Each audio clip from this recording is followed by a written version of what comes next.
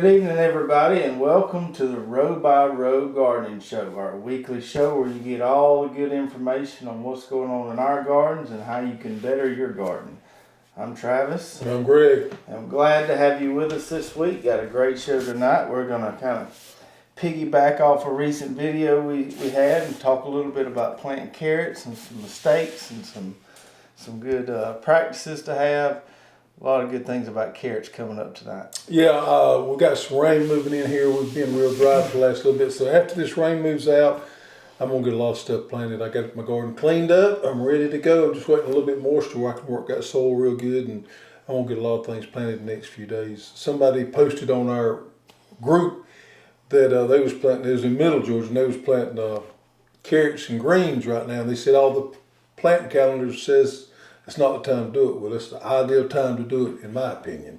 So I'm going to try to get a lot of stuff in the dirt the next few days. That's right. I was talking to someone earlier, and our scheduled first frost date says the end of November, around November 30th, on a lot of calendars. But sometimes we don't get a frost till January. Yeah, a couple of years ago we didn't get one on January 20th. So it can vary a lot. Yeah, so as a result, we like to kind of push the boundaries a little bit, and if something gets burned up by the frost, oh well. You got a do-over. It's what we call a do-over. Do-over. We'll take a few chances here and there. Have you dug your sweet potatoes yet? Well, I'm going to tell you what. Now, I've grown a good crop of sweet potatoes this year. They was just oozing out of the ground. It's the dangest thing I had ever seen. I mowed my vines as best I could, but there was a little bit left there on the hill I couldn't mow, and I looked down there, and they were just like falling up on the ground. It was the biggest thing I had ever seen. So I just want to give you an idea of some of these. Can I pull that out there? Yeah. Look at that. I mean, I grew some fines. And number ones right there. Number ones, and there was hardly any cracks. Very few, if any, cracks. And the weird thing is most of them's right there where the crown of the plant was, but every now and then you'd be kicking off over to the side, and you look over, I'm talking about in the middle of the road, and there'd be a big old tater staring at you over there, and you'd have to get sport and dig it up. So I filled up several containers real quick. I didn't grow a lot of sweet potatoes this time. As far as lengthwise of rows, and it's a good thing because we got all we need off for 2 rows. And then there was 2 short rows. So I now am a sweet potato growing expert. I grew one good crop, so I can tell you how to do it. Yeah. The weather was friendly to us because we had some wet weather when we just planted them slips. They helped them get established and it struck off dry for us. Yeah, which was good for them sweet potatoes. My takeaway for this year of growing sweet potatoes is I'm going to use drip tape again on mine, and I'll tell you why in just a second. I think it's very important early on to keep the water and fertilizer pushed to them until you get a very good leaf canopy out there. I think it's very important to do that. And we kind of got spoiled this year because we had plenty of wet weather. However, in a normal year, it'd be too dry, and they're going to need a lot of water. So I'm still going to put drip tape down on mine next year. And I'm going to really pump the fertilizer to them. I'm going to put the water to them until my vines start growing good. Then I'm just going to cut it off and let them stress. And I think that last part of the growing season will let them stress. Now, if it gets real dry, I may water some, but I by no means am going to pump the water to it like we do some of the other crops. I think that stressing there at the end, when you get that good canopy of foliage, is what gives you them good sweet potatoes. Yeah, I think you're right. It takes a lot of self-control if you got that drip on them and you see them plants stressed. Not to go turn that water on. But early on, you need that. Before they get a good root system, they're kind of finicky when you first plant them. It's normally hot and dry. So you got to pump the water, fertilizer to them to get that flush of growth that you want to start with. And I rode out to the expo garden yesterday. It's still there. And that sweet corn, that ambrosia corn out there is just about ready. Yep. So we have some sweet corn in November. And I hear rumors that our mustard finally came up and did pretty good. Mustard is looking real good, real green. I actually put a little water on it yesterday. It's looking good. I might pick some of that this weekend. Yeah, that Savannah mustard that we tried out there was an experiment, and it's very pricey. And in hindsight, I don't know that it's worthwhile for the price difference. I just don't know. My mind, it's good to eat, and it grows off early. And if you just put it in a mix, like a salad mix or something like that, I could see it. But I don't know if it's going to be worth the extra money at that price point of what compared to other mustard greens. Yeah, all the farmers around here grow that Florida broadleaf that we use as a cover crop, which is a lot more affordable than that Savannah is. Yeah. One more thing, onions is coming up. Pretty soon we'll be planting onions. We're starting to get our spot ready now. And I talked to Brian at Dixondale, my main man Brian at Dixondale Farms, and he said they've been having the wettest year they've ever had. Wow. And they ain't been able to, it slowed the onions down, and they can't really get in there and dig up onion plants when it's so wet. So he was projecting, he said for their customers that they're going to try to start shipping the end of November. But he did tell me, He ain't gonna try to sneak us out some before. he did tell me if he could get in there and get some out, he would get them to us before. I guess that's having friends in low places helps. So we got our Texas Legends at least ordered. We got a few reds, and we're going to try some, they just started carrying leeks and shallots, and they're going to send us some of them as well to try, hopefully, and we do some content on that. Yeah, it's gonna be time. I need to get my my elephant garlic. I need to be thinking about this. It's gonna be time to plant that pretty soon too. So I need to be thinking about that. I do a great job growing elephant garlic, and we love it. So it's something that I've been growing for the last 4 or 5 years now. I've got mine I saved from last year in my drying rack, and once I get my onion spot ready, I'm gonna plant some elephant garlic as well. All right, speaking of onions and some of those fall winter crops, let's get into our tool of the week. And this is a tool. We make a short handle version and a long handle version. We call this our single tine cultivator. And with the exception of our push pull hoe, this is probably our most popular hand tool. Yep.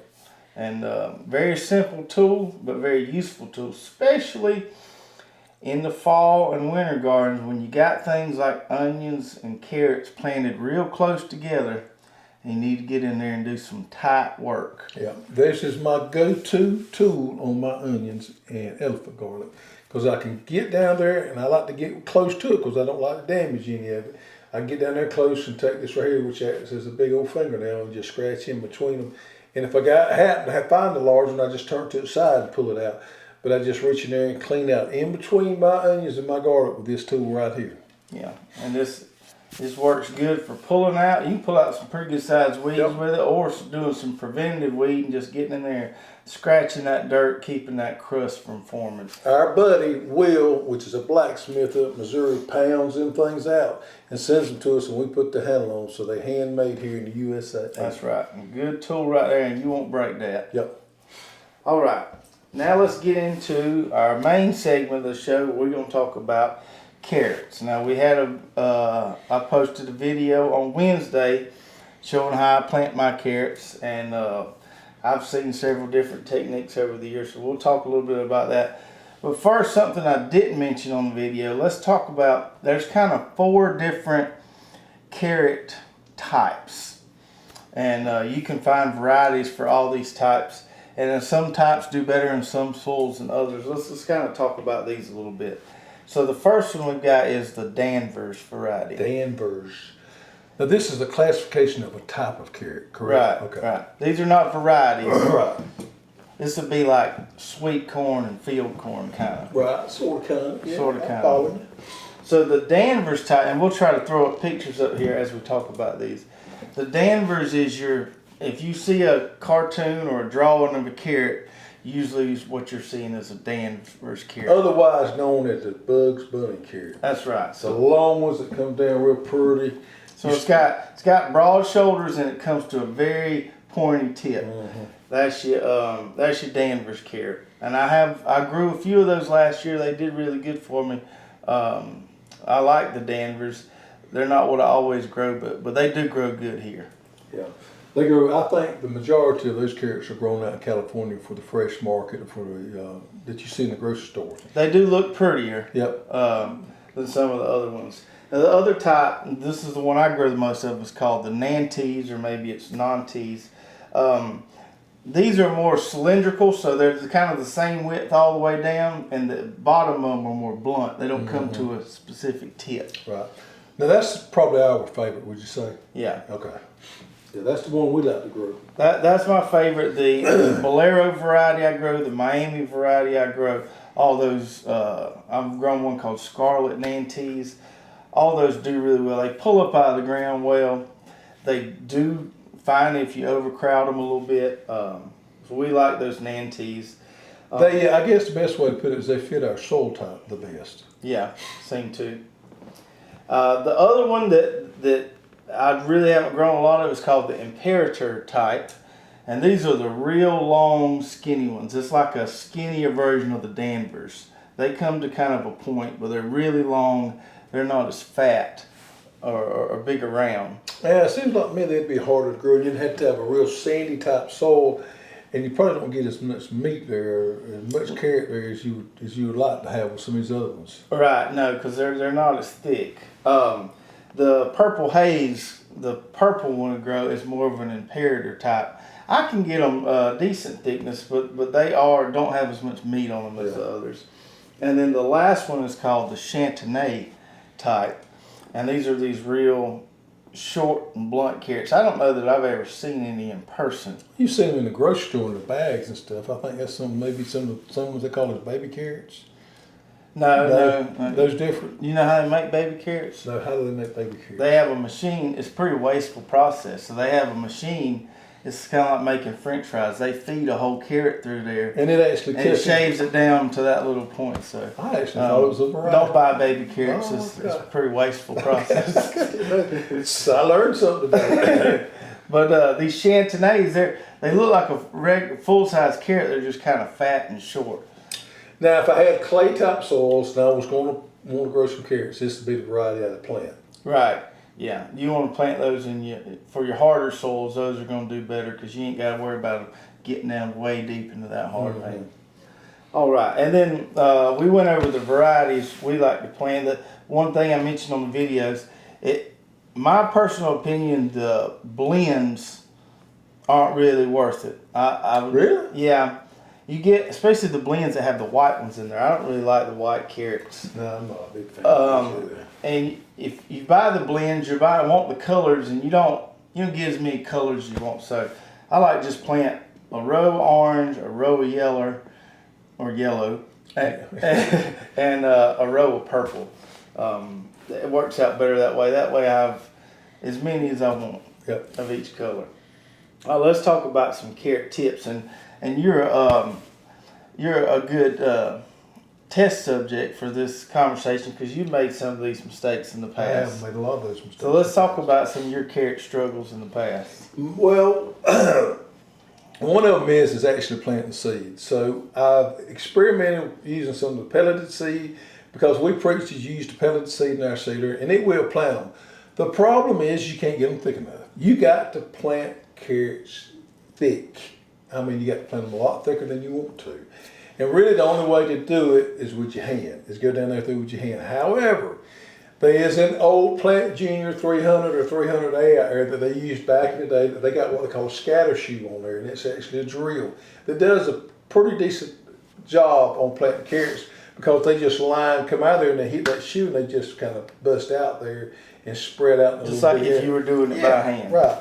But we don't have one of those, and they don't sell them new anymore. So my advice on planting carrots is use the raw ones and just plant them by hand. And if you get them a little thicker than you think, don't worry about it. Yeah. Another thing too, they can take up to 21 days to germinate.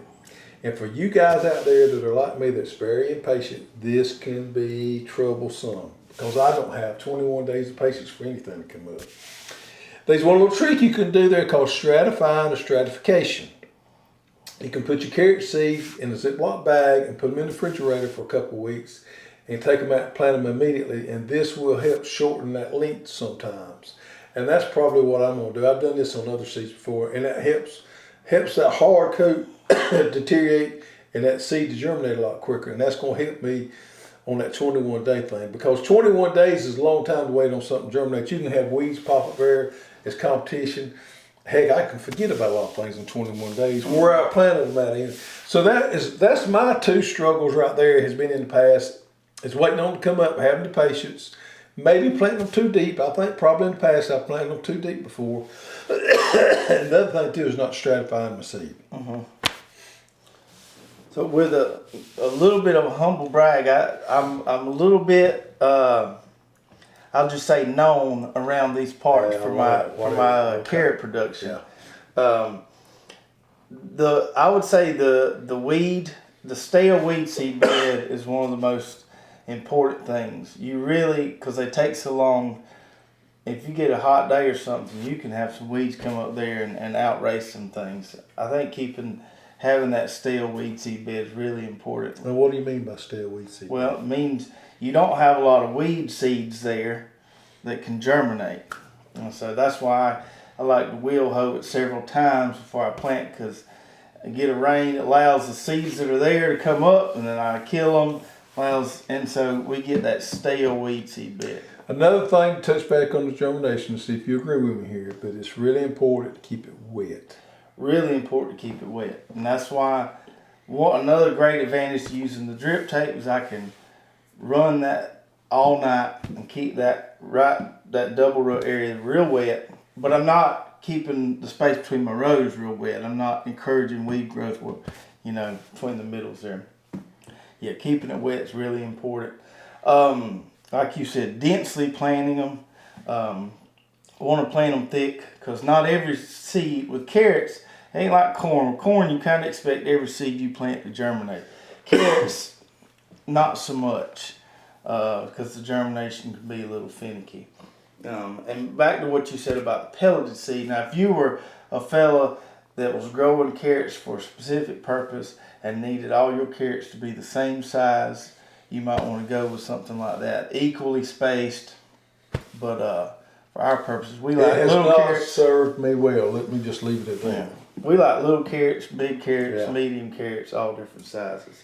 And then, so we plant them this time of year, and then I can turn around and plant them again in, say, February or so.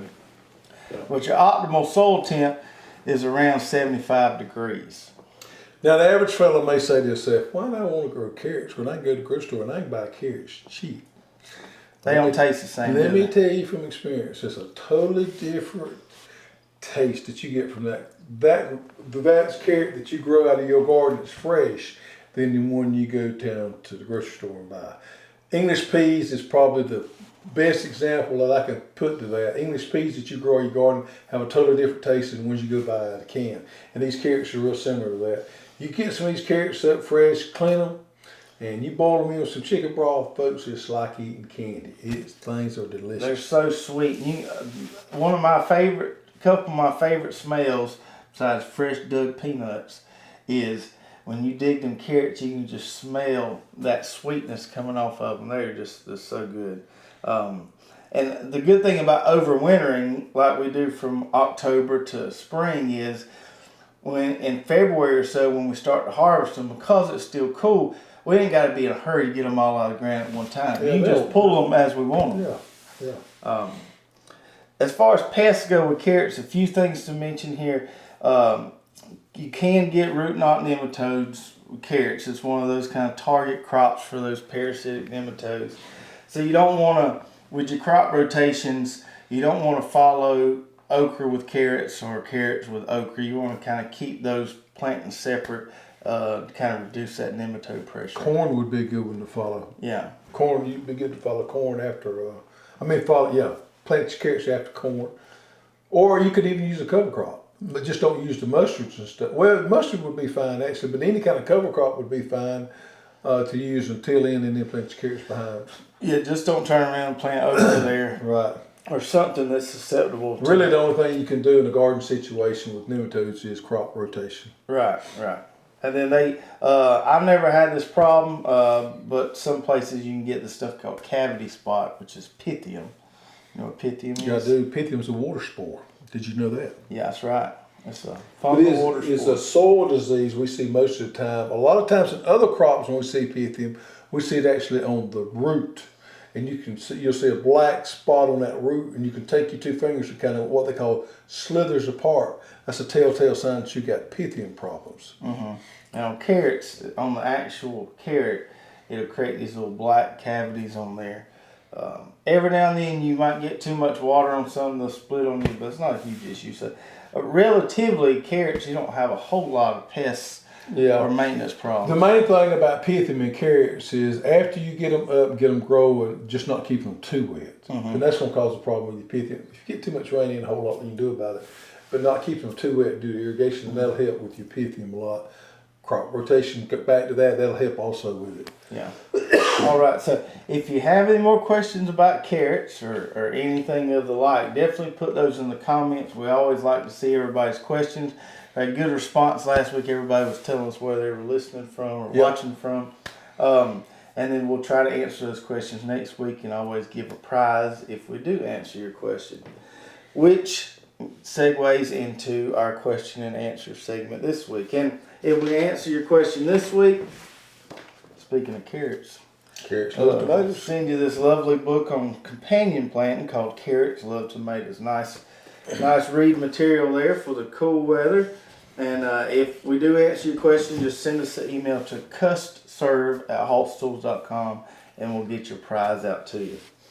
All right, let's get into our questions this week.